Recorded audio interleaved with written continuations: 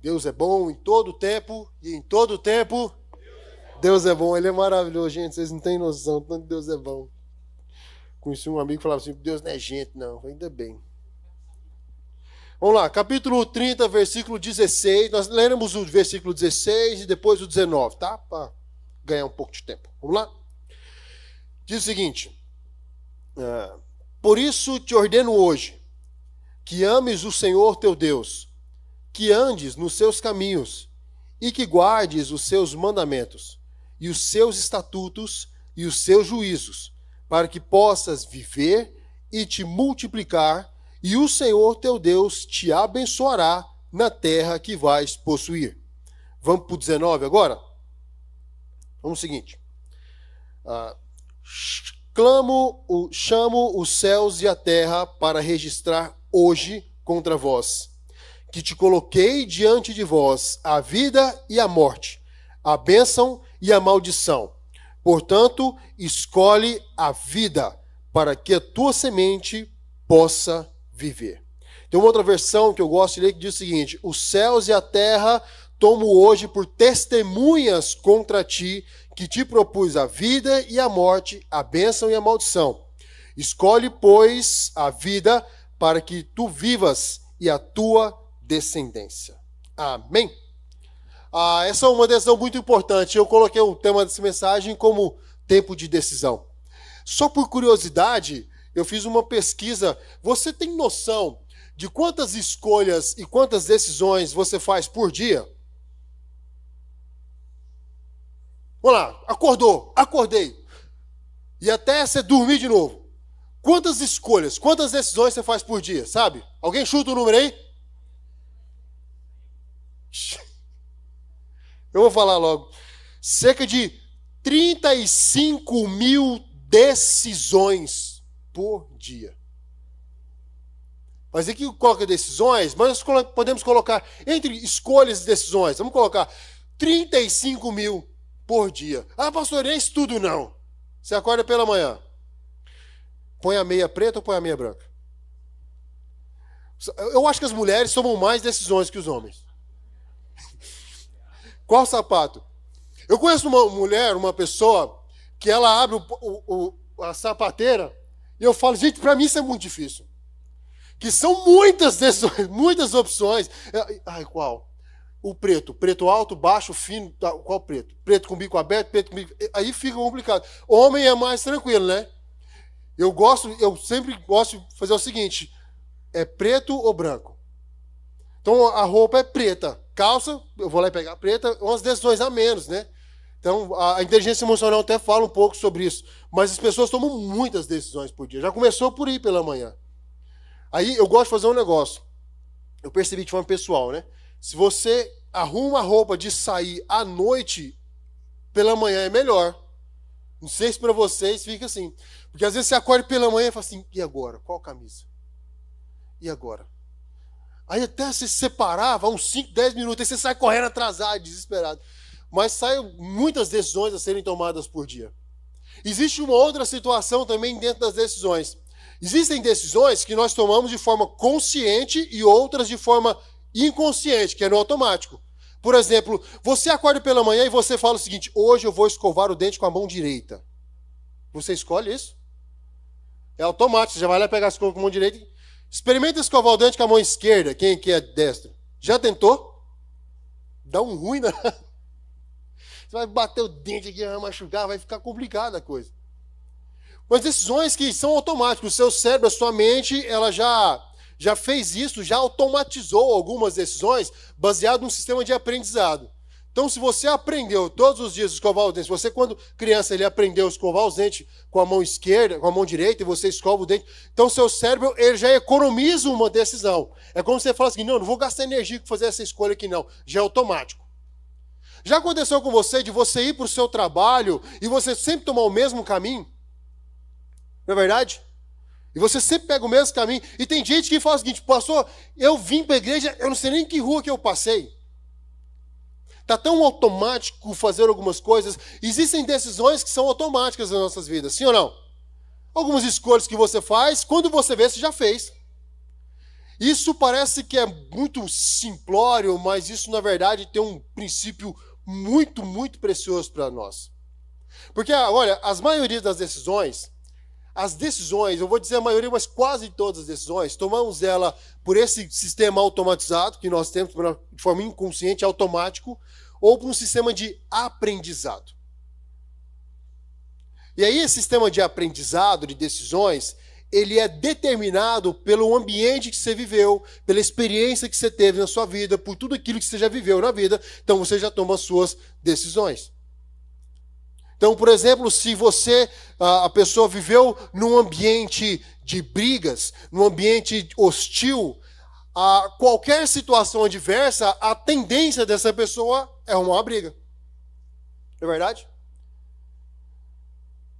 Se você viveu num ambiente onde você não teve segurança, não teve apoio para a tomada de decisões importantes, qualquer situação adversa na sua vida, você já vai automaticamente tomar uma decisão de desistir. Se você viveu num ambiente ou viveu experiências, e eu falo sobre o aprendizado, essa experiência e esse aprendizado onde você foi traído ou traída, a sua decisão automaticamente é de não confiar. Por quê? Baseado num aprendizado que você viveu. Você toma as suas decisões. E as decisões, as escolhas que nós fazemos, ela determina todo o nosso futuro. Todo o nosso futuro. É interessante que Deus ele nos deu um negócio chamado livre-arbítrio. E esse livre-arbítrio me dá a oportunidade e me dá esse presente e esse poder extraordinário de escolha. Posso escolher vir à igreja ou não vir. Posso escolher conversar com alguém sobre a situação difícil que eu estou passando ou não. Posso escolher te perdoar ou não. Posso escolher brigar com você ou não. Pastor, mas eu não tive escolha mediante a tal situação. Tudo bem, eu respeito você. Mas às vezes aquilo que você chama de não tive escolha, na verdade foi um sistema de crença. Você aprendeu aquilo ali. Você foi programado para tomar decisões nesse aspecto. Então tem gente que faz as coisas no automático. Alguém buzina com você já põe o dedo para fora, já briga. Alguém pisa no seu calo, você já arruma uma confusão. Escolhas que tomamos todos os dias. Mas aí vem o Evangelho e começa a confrontar as nossas escolhas. Vem a palavra de Deus e ele começa a colocar em cache aquilo que outrora era verdade absoluta para nós. Porque aquilo que você achava que não, isso aqui é a decisão da minha vida, eu vou fazer assim, vou viver desse jeito. E aí vem o Evangelho, começa a confrontar você em amor. E você começa a pensar, poxa, mas será que é isso mesmo? Alguém vira para você e fala o seguinte, não, eu não vou perdoar fulano não merece meu perdão. Aí vem Jesus no Evangelho e fala assim, olha, perdoa 70 vezes 7. Aí você fala, será que eu tenho que perdoar mesmo?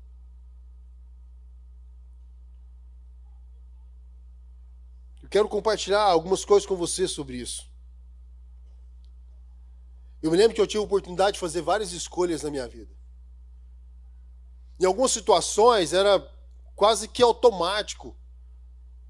Por exemplo, eu escolhia em muitos aspectos ficar magoado e chateado. Ficava numa inveja danada.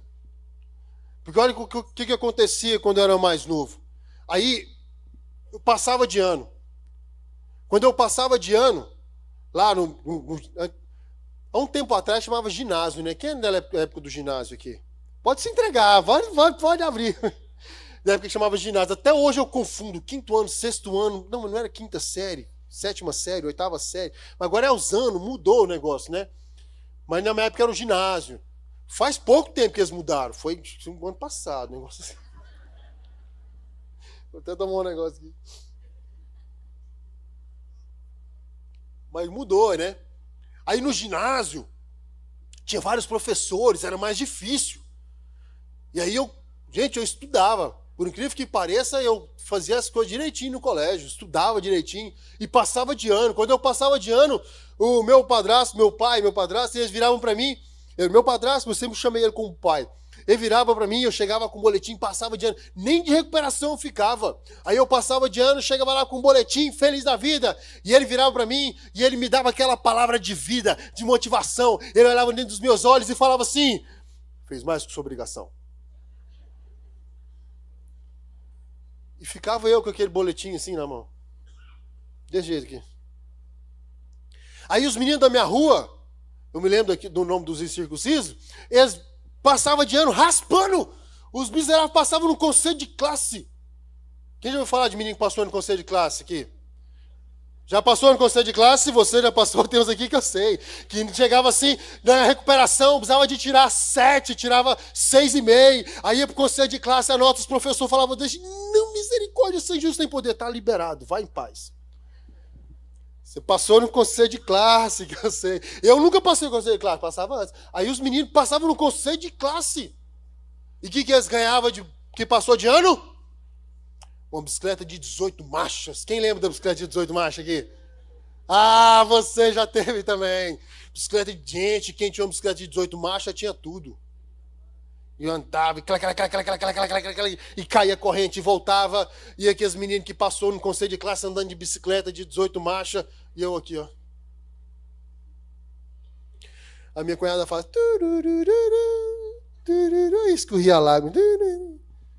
E dia após dia, mas era tudo que ele podia me entregar, e eu tomava umas decisões. Grilado, ficava chateado. Porque tudo que fazia dentro de casa, nada prestava. Nada resolvia. E aí eu vivia intensamente uma palavra que diz o seguinte. Provérbios 18, versículo 20 e 21. Do fruto da boca o coração se farta, do que produz os lábios se satisfaz. Morte e a vida estão no poder da língua. O que bem a utiliza, come do seu fruto. Eu só recebia palavra de porrada. E eu ficava muito chateado com esse negócio. Não queria saber de mais nada, então eu tinha decidido que eu ia pôr para moer, não quero saber mais.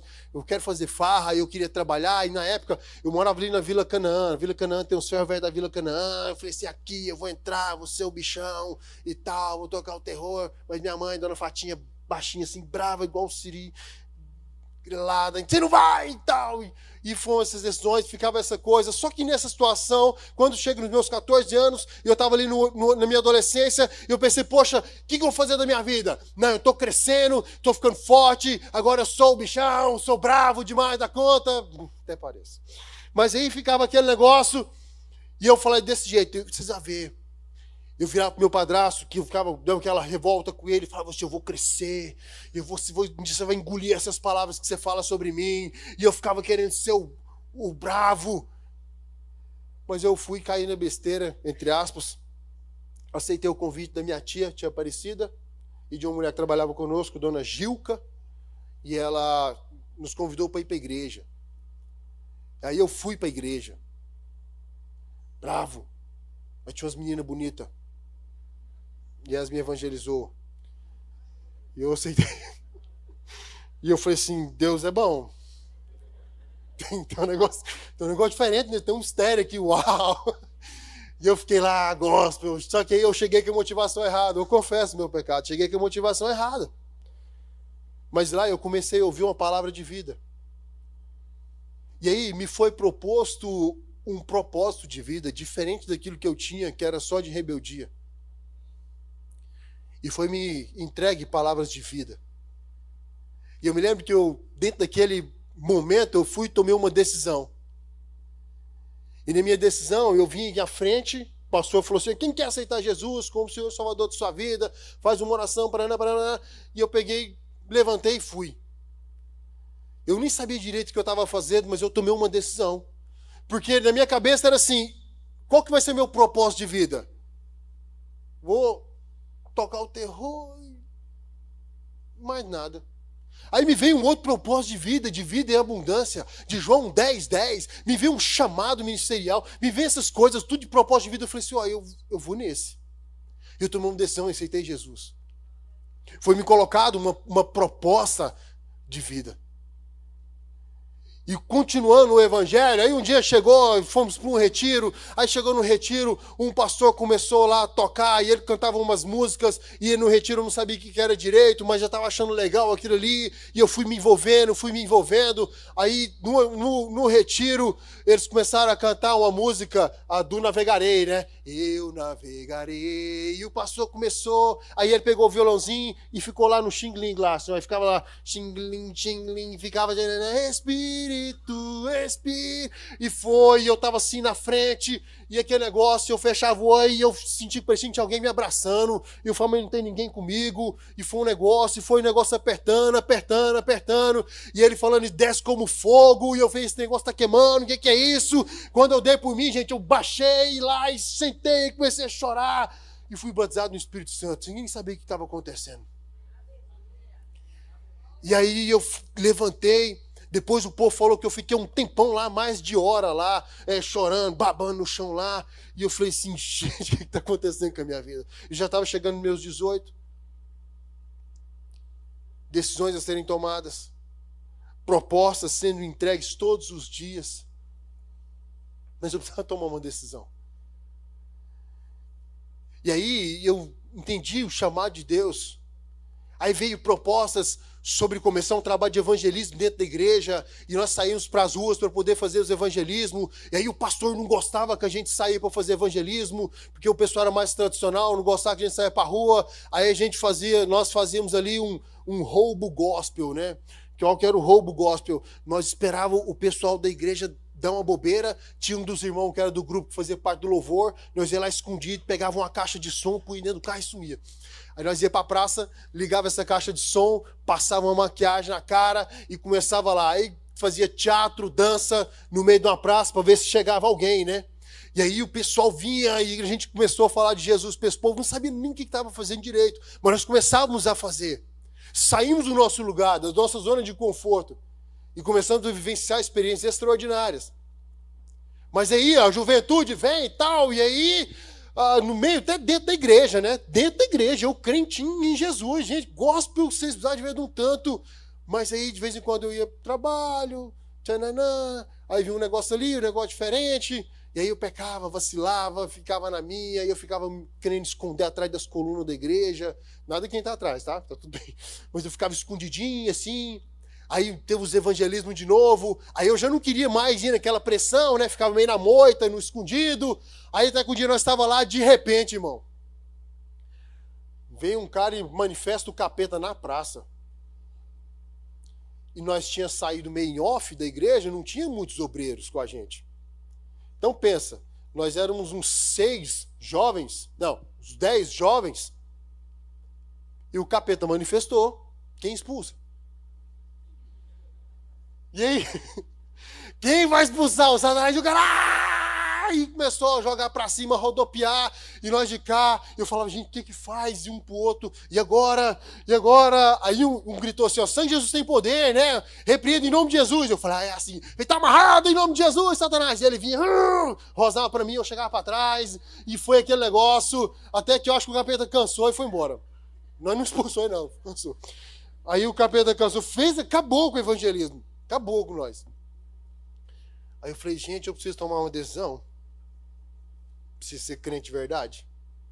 Fui fazer seminário, fui estudar, aí eu fazia um jejum, orava mais, ficava quietinho, obedecia o que o pastor falava, tananã, e fui começando a ver coisas extraordinárias na minha vida. Aí chegou outro momento de decisão, decisões sobre continuar no mercado de trabalho, ou então renunciar a tudo e viver 100% pela obra. Aos 20 anos eu tomei uma decisão, pedi demissão do meu trabalho e falei assim, estou saindo para o campo missionário. E eu me lembro exatamente quando eu fechei o portão da minha casa, a dona Fatinha estava dentro de casa, minha mãe, chorosa, e eu fechei o portão porque a proposta era que eu fosse para um trabalho, para a ETED, Escola de Treinamento e Discipulado dentro da Jocum, ficasse 5 meses, 3 meses teórico, 2 meses prático, depois de 5 meses voltava para casa. Para ela estava tudo bem. Era uma armadilha gospel, porque não era assim, ia ser. Deus já tinha separado um negócio. Quando eu fecho o portão da minha casa, vem muito forte ao meu coração: você nunca mais volta. Eu não falei isso para minha mãe, mas eu falei assim: cara, lascou. Nunca mais eu volto. Sem R$1, ninguém para me ajudar financeiramente, e eu fui para o campo missionário. Veio a proposta de nós irmos para o Peru. Quando nós fomos para o Peru, eu não tinha R$1 no bolso para ir, gente. E tinha que comprar as passagens, e fazendo campanha, e orando. E aí eu me lembro, um dia nós estávamos indo para a chácara, voltando sem dinheiro. Um monte de gente tinha prometido ajudar a gente para poder comprar as passagens para ir para o Peru. Faltava uma semana, o pessoal da agência de viagem falando assim: ih, Rogério, é hoje! Na época eu não tinha os cartões de crédito, não tinha esse negócio, entendeu? Era no cash ou no cheque, tinha os cheques, os negócios. E eu não tinha nada, e nós estávamos saindo, e eu doido para ficar grilado, murmurar. Aí eu me lembro que eu fiz uma oração. Falei: Deus, o Senhor sabe que eu quero ir. E eu vou fazer uma oração que, se o Senhor quiser me levar, eu vou achar bom demais da conta. Vai ser um manto. Mas se o Senhor não quiser que eu vá, eu vou continuar te amando e vou continuar servindo o Senhor. A minha vontade era ir, é de ir. Eu fiz essa oração. Um dia pela manhã, fim da tarde à noite, nós fomos para uma igreja, ministramos. E aí, quando estávamos voltando, recebemos uma oferta bem pequena, perto daquilo que a gente precisava de pagar. Quando eu entro na chácara, nós parávamos na beira da estrada e andava cerca de 1 quilômetro a pé. Isso era à noite. Então, andando pela chácara à noite, estrada de chão, de repente eu vi uma claridade assim no meio do pasto. Aí, curioso, o que é esse negócio? E tá, mais uns amigos, nós chegamos lá para ver, tinha uma macumba feita na entrada da chácara onde a gente morava. Aí eu me lembro direitinho, era um pratinho descartável com umas batatas e cheio de moedinha de R$1 enfiada e vela, e aquele negócio de macumba, umas cachaças, uns trem. Aí nós olhamos um outro assim, aí nós já tava crente, né? Lembra? Lá atrás Satanás assustou nós, agora eu tava gospel aqui, firme. Aí eu falei: ah, Satanás miserável, tá amarrado em nome de Jesus. E nós demos bicuda nessa macumba e voou batata e moeda. As moedas podiam ter pego, dei bobeira na hora, mas elas voaram tudo no pasto. Apagamos essas velas, oramos, repreendemos e tal. E fomos, gente, macho. Nós estávamos assim, ó, tinindo no evangelho. Sem nem R$1. Nem R$1 das moedinhas da batata nós pegou. Não tinha nada de dinheiro para poder pagar o negócio. E eu tinha que pagar na sexta-feira. Eu me lembro que isso foi no domingo. Quando deu quarta-feira, um amigo me liga e fala assim: Rogério, você consegue vir aqui? Jorge, amigo meu, me liga, trabalhava na faculdade em Anguera, e falou desse jeito assim: ele me ligou perguntando sobre as passagens. Eu falei assim: ó, consegui lá eles fazem tudo, fica em 5 vezes se quiser no cheque, mas eu também não tenho, vamos ver. Ele virou e falou assim: vem aqui na faculdade e pega os cheques que eu vou pagar a sua viagem. Eu falei: ah, mentira! Chama o Jorge. Mentira, Jorjão! E leva. Falei: nossa, eu vou demais da conta, aleluia, glória a Deus. E nós pegamos uma motinha e rasgamos da Jocum. Pra quem não sabe, sai da Dilmas e rasgamos até na faculdade de Anguera. Gente do céu, mas que viagem demorada que era essa. Mas nós chegamos rapidinho, pegamos o cheque, fomos na companhia e fizemos escolhas. Vem a Gabriela, apaixonando em mim. E aí eu falei: gente, como é que eu vou casar com essa mulher? Louca ela, doida, eu não casaria comigo. Não tinha dinheiro, gente, eu ganhava R$50 por mês de oferta. E ela falou: ó, a gente precisa casar. Eu falei: vamos. Nós estávamos no meio de um beijo, gente. Gospel. E ela parou o beijo assim e falou: nós tem que casar. Eu falei: é verdade. Aí ela: vamos casar. Eu falei: sim, vamos, vamos. Aí ela me empurrava de novo e falava assim: que dia? Eu falei: ah, pode escolher. Voltava pro beijo e ela virava: não, é dezembro. Nós estávamos em meados de agosto, por aí. Ela: então tá, dezembro. Eu falei: dezembro é bom. E eu voltava, eu queria continuar, entendeu? E ela me empurrando, querendo marcar a data. Eu falei: não, dezembro, pode ser. E ela me empurrou: então vamos marcar a data. Saiu correndo e pegou um calendáriozinho e marcou dia 15 de dezembro. Aí o que ela falou: dia 15 de dezembro, então, vai ser o nosso casamento. Aí eu até esfriei. Falei: nossa, quis nem beijar mais. Falei: acho que deu ruim para mim. Mas vamos firmar, 15 de dezembro. Gente, 15 de dezembro, eu não tinha nada. Nada. E Deus fez coisas extraordinárias. 15 de dezembro de 2006, a igreja ainda era só até aqui. Estava eu aqui, magrinho e cabeludo, acredite se quiser. Cabeludo, bonito. Entra a Gabriela, a coisa mais linda do mundo, e nós casou. Foi bênção. Oh, manto, que mistério que foi. Escolhas. E por aí vai. Estou contando isso para você, porque até o dia de hoje, escolhas precisam ser feitas. Vieram escolhas sobre o nosso tempo que nós moramos na África. Escolhas sobre ficar lá ou voltar. Escolhas ministeriais. Decisões sobre ter um filho. Quando a Gabriela falou que queria ter um filho, eu pensava comigo assim, gente, eu não tenho condições de comprar nenhum computador para nós. Nós estávamos na África.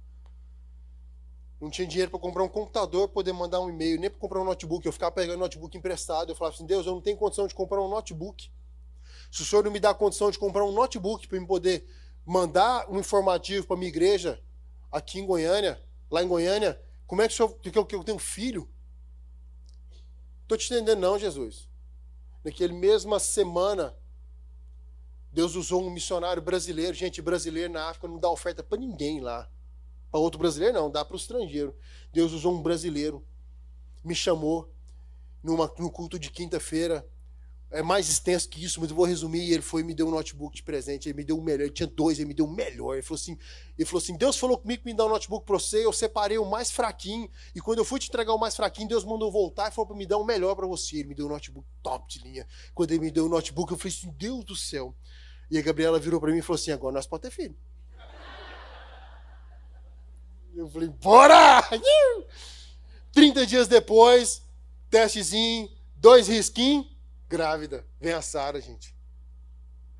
Quando eu descobri que era menina, eu falei assim, onde abundou o pecado, superabundará a graça de Deus. Tem misericórdia da minha vida, Senhor. Pai de menina, gente, a menina é linda, coisa mais fantástica. E eu fico orando, Deus tem me dado graça. Decisões a serem tomadas todos os dias. Todos os dias precisamos tomar decisões. E essas decisões vão nortear o nosso futuro. Decisões sobre estar no ministério em tempo integral. E eu estou falando para você de pontos chaves da minha vida, onde decisões foram tomadas. E foi uma construção para vivenciar coisas extraordinárias que eu vivo no dia de hoje.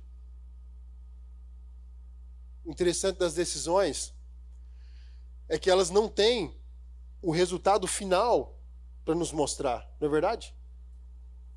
Decidir sobre ter um filho, como vai vir essa criança, eu não sabia como viria, mas eu preciso tomar uma decisão. E a decisão está muito ligada à nossa confiança.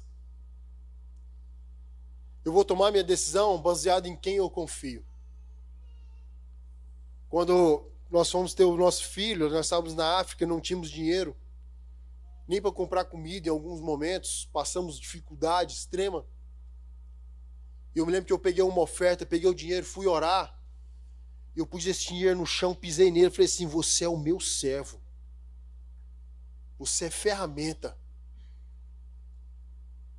Você não manda em mim, você não manda nas minhas decisões, eu continuo firme no Evangelho. Porque tudo que eu queria, quando nós estávamos lá, eu estava no auge da juventude, os meus amigos estavam despontando profissionalmente, todo mundo ganhando dinheiro, no mesmo ramo onde eu trabalhava. Sabe aqueles amigos que começam com você, eles andavam de bicicleta com você, eles pegavam ônibus com você, andavam de bicicleta com você, começaram a ganhar um dinheirinho com você, aí você ficou sem e eles começaram a comprar carro, Paraná, passear. Aquilo ali. E eu olhava para aquilo e falava, e agora? Como é que eu vou fazer? Decisões a serem tomadas, que estavam diretamente ligados para onde eu olhava e sobre do que eu me alimentava. E essas situações determinavam 100% das minhas decisões. E eu trago à memória algo que está no livro de Números. Você não precisa abrir, mas Números capítulo 30. Nós temos uma situação que acontece com um povo no deserto. A palavra de Deus diz, em Números, no capítulo 13, versículo 30, diz o seguinte: Então Caleb fez calar o povo perante Moisés e disse: Eia, subamos e possuamos a terra, porque certamente prevaleceremos contra ela. Quando foi que aconteceu essa situação? Havia um momento, aquilo aconteceu em um contexto histórico maravilhoso e geográfico também. Porque nós tínhamos um povo que via do deserto e eles viviam milagres em Deus. Viviam milagres. E eles chegaram em um momento numa cidade chamada Cades Barneia, que era uma cidade que dava muito próximo e eles visualizavam a terra prometida. A promessa deles estava ali, era visível a eles.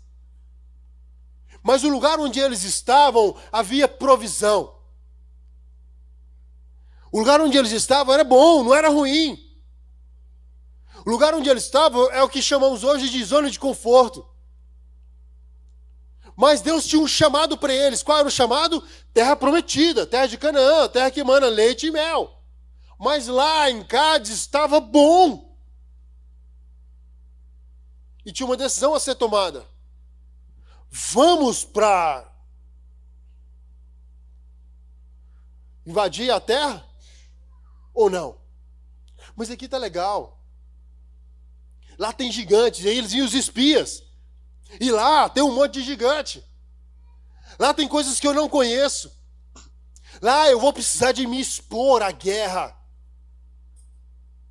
E aí, quando chega nesse momento onde você precisa se expor para lutar, para guerrear, para desconstruir crenças e situações que você viveu lá atrás, aí eu vou pensar duas vezes. E aí nós vemos um povo que recebeu o feedback dos outros espias que falavam para eles: ah, não, lá tem as frutas boas, lá mana leite e mel, mas tem uns gigantes lá que vai acabar com a gente. Lá nós somos como gafanhotos perto deles. Isso era uma mentira? Não. Realmente tinham gigantes. Realmente era difícil. Realmente havia desafios. Isso é uma verdade. Mas havia uma outra verdade maior, que aquela terra lhes foi prometida. E que eles seriam vitoriosos. E somente Caleb e Josué que tem esse insight. E viram e falaram assim: não, nós vamos lá e vamos acabar com aquele negócio. E eles viram e falaram assim: não, vamos não. O fato é que eles ficaram naquele lugar.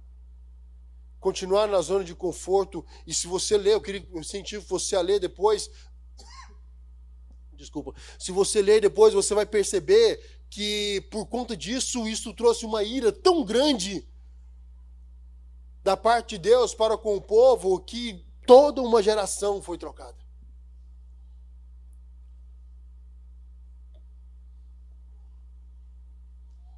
Você pode escolher não vivenciar as promessas que Deus tem para a sua vida. É uma escolha sua. Você quer escolher ficar na zona de conforto? Pode ficar. Mas como você vai viver lá, nem se compara daquilo que Deus tem para você na terra prometida. Porque hoje, para você, pode estar legal. Pode estar bom para você. Você vem no culto de domingo aqui, aleluia, glória a Deus, e acaba o culto e vai embora. Mas você sabe que decisões precisam ser tomadas. Posicionamentos precisam ser feitos. Você precisa se posicionar para algumas coisas. Para tomada de decisões, onde você vai começar a vivenciar coisas novas do Senhor. Isso parece muito difícil, parece ser impossível, mas é isso que eu falo contigo aqui nesse momento. Ei, o Espírito Santo é com você. Porque igual lembra que eu comecei com vocês? Eu precisava de tomar decisões e eu não tinha condições. Aí eu fui orientado, porque o Evangelho nos orienta. A palavra do Senhor, ela nos traz vida. Ela é uma verdade que nos liberta.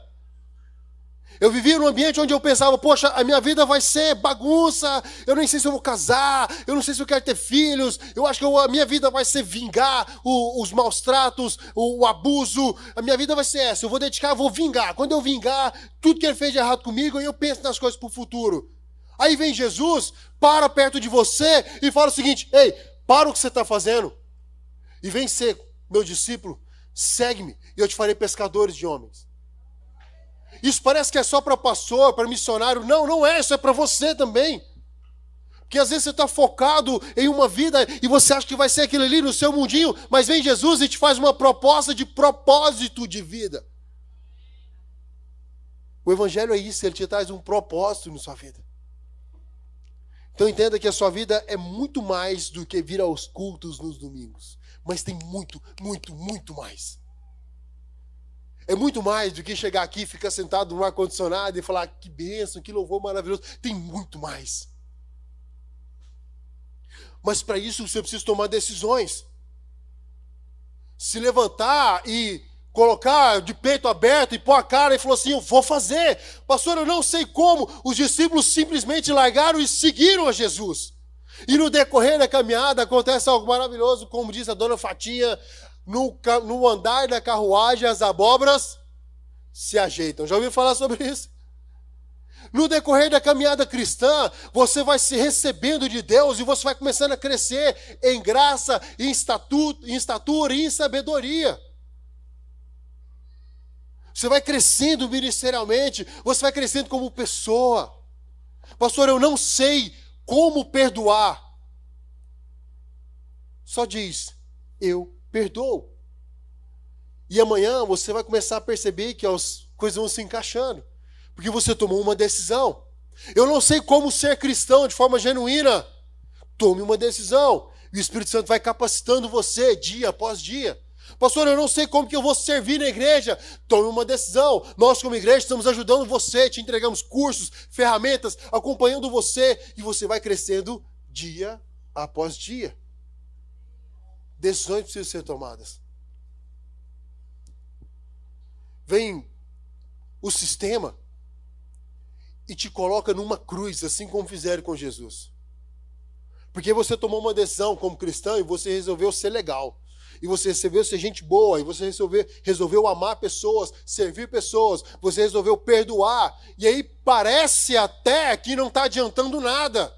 Porque você começou a fazer tudo para abençoar pessoas. Você está na sua casa agora, você já não mais briga, você já não cria confusão, você já não passa ninguém para trás, mas aí você olha para os lados, você vê, você vive a sua vida de forma reta, mas o seu colega do lado vive uma vida deturpada e parece que ele prospera mais com você. Já viu lá algo parecido em Salmo 73, se não estou enganado? Fala sobre isso. 73 e 74. 73 e 74, um dos dois. Salmo de Asaf. Ele olha para o lado e fala assim, os ímpios estão prosperando mais que os justos. Porque às vezes parece que vale muito mais a pena ser corrupto. Às vezes vale mais a pena ser mentiroso. Às vezes vale mais a pena trapacear. Mentira de Satanás. Porque aí, a princípio, parece que você fazer as coisas, servir pessoas, o único fim que vai chegar até você é uma cruz, assim como foi Jesus. Fala para mim, qual foi o erro de Jesus? Onde Jesus errou? Diz para mim, o crime de Jesus para ser crucificado.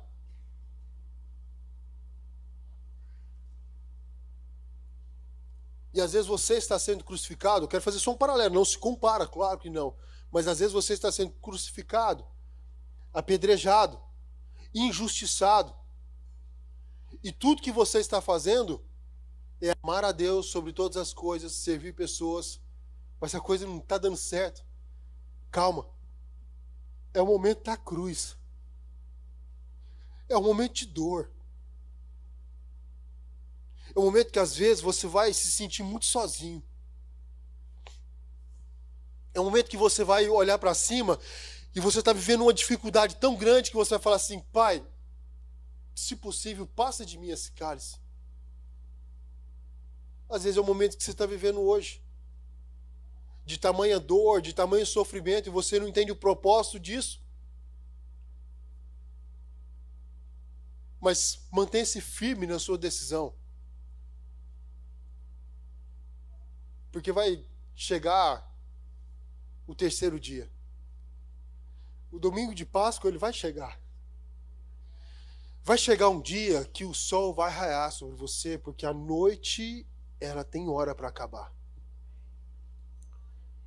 O seu choro, ele pode durar a noite inteirinha, mas vai amanhecer. E quando esse amanhecer chegar, onde você vai estar? Qual posição você estará ocupando no Evangelho? Qual escolha você fez? Suas escolhas vão determinar toda a sua vida. A escolha de amar pessoas. A escolha de perdoar quem te magoou. A escolha de servir quem não merece. A escolha de tirar os seus olhos para o sistema secular e colocar os seus olhos nele, que é o autor e consumador da nossa fé. A escolha de se entregar a Jesus totalmente. A escolha de você que está afastado, falar assim, olha, eu quero me reconciliar com Jesus. Eu vou voltar para a igreja. Eu digo igreja porque é o lugar de comunhão. A escolha de virar e falar o seguinte, olha, independente de como me feriram no passado, eu vou seguir em frente e vou servir no ministério. Porque às vezes você está aqui e tem um grande chamado ministerial, mas você resolveu colocar isso em stand-by, porque já te feriram tanto. Eu quero hoje, nessa noite, te incentivar a escolher a vida. A escolher a Ele. A escolher viver totalmente na dependência dEle. É um desafio para nós. Se não é. Mas hoje é como se você estivesse em Cades Barneia. Hoje você está no seu tempo de tomar decisões. É tempo de tomar uma decisão sobre vivenciar o Evangelho de forma verdadeira e genuína, de forma íntegra. É tempo de mudar as nossas conversas paralelas sobre críticas e comparações. É tempo de sermos úteis no reino de Deus. É tempo de parar de se perguntar por que fulano acontece com fulano, acontece com ciclano e não comigo. Sabe, lembra daquela parábola, trabalhadores da vinha? Que o trabalhador vai lá e ele contrata um grupo de pessoas para trabalhar até o fim do dia e ele marca um salário X. Daí no meio da tarde ele contrata mais pessoas pelo mês e daí no fim da tarde contrata mais pessoas. E no final do dia, ele começa pelos últimos, vai até os primeiros. E ele paga todo mundo igual. Por tempos eu olhava aquela parábola e falava assim, Jesus, está errado isso aqui. Por que fulano que começou agorinha está prosperando? Por que ciclano que não faz nada recebe? Mas isso são os meus olhos. Isso é na minha forma de pensar muito limitada. E quando eu vejo situações adversas, falo e comento sobre situações adversas, eu caio numa fala que Freud exemplifica de forma maravilhosa. Que ele diz que quando Pedro fala sobre João, aprendo mais sobre Pedro do que de João. Quando você começa a criticar o próximo, eu aprendo mais sobre você do que sobre o próximo a ser criticado. Porque aquela palavra deixa bem claro que não é sobre as pessoas que receberam um pouco de dinheiro a mais, mas é sobre o meu coração. Porque será que incomoda você quando você vê o seu irmão sendo abençoado? O quanto incomoda você? O quanto dói o seu coração quando você vê o seu irmão receber aquela bênção que você estava orando, mas ainda não chegou para você, chegou para ele? É tempo de tomar decisões. Então hoje, nessa noite, eu te convido a vivenciar uma escolha extraordinária por Cristo Jesus. Tempo onde você toma uma decisão sobre aceitar Jesus como Senhor e Salvador de sua vida, como se reconciliar. Se você está afastado, hoje é tempo de reconciliar.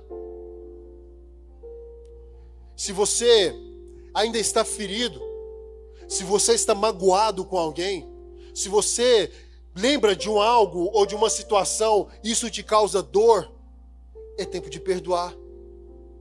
Pastor, como é que eu sei se essa situação X ou Y, Z ainda me incomoda? Se você lembra dela, isso te dói, perdão. E é uma decisão.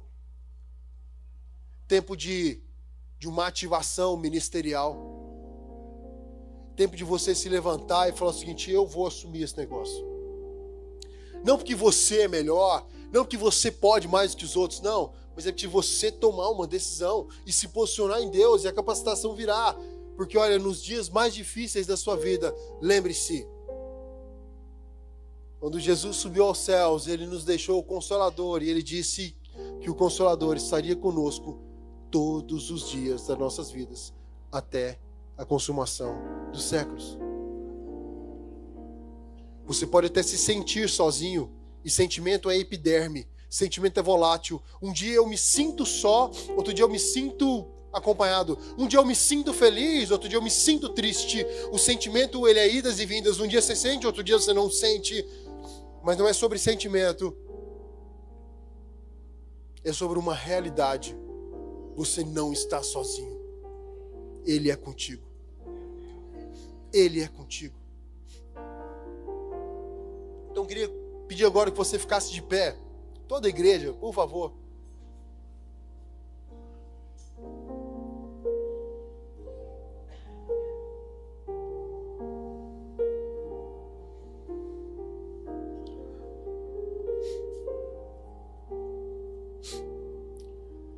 E nós teremos agora um momento onde o Ministério de Louvor irá lá ministrar uma canção.